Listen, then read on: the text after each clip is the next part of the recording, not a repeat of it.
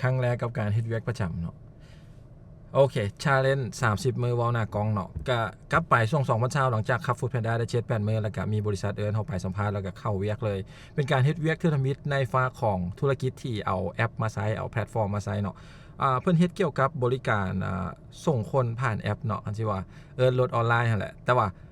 ขออนุญาตเพิ่นอยู่นี่เลยเนาะในการแชร์ประสบการณ์บางส่วนที่เฮาได้เฮ็ดเวียกอยู่หั่นเฮามีโอกาสได้เข้าไปเฮ็ดนำเพิ่นในช่วง2020ประมาณเดือน7เดือน8อย่างประมาณนี้เนาะแล้วก็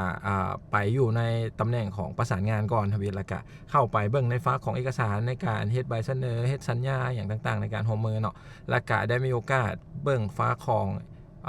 ระบบคนขับนำเนาะหน่อยนึงแล้วก็ไปแตะๆบางๆกับเรื่องของการยิงแอดโฆษณาเนาะเบิ่งคอนเทนต์ช่วยเบิ่งอาร์ตเวิร์กหยังนำเพิ่นเนาะแล้วก็จนมาฮอดช่วงที่เริ่มขยายโตแล้วก็ได้เบิ่งหลายๆผลิตภัณฑ์หลายขึ้นหลายโปรเจกต์หลายขึ้นเนาะ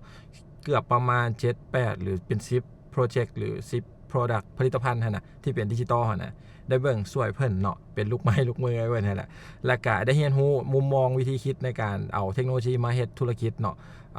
ลดคนลดต้นทุนลองง่ายๆเริ่มง่ายๆเริ่มจากน้อยๆประหยัดต้นทุนเนาะหลายๆอย่างถือว่าเป็นโรงเรียนที่ดีแล้วก็เป็นอาจารย์ที่เพิ่นสอนแบบใกล้ชิดที่สุดละประมาณนี้เดี๋ยวจะแชร์ให้ฟังต่อว่ามีหยังอีกที่เฮาได้เฮ็ดอยู่หั่นเนาะอันนี้เป็นโตเกริ่นเปิดในการเฮ็ดเวียกประจำเนาะแล้วเจอกัน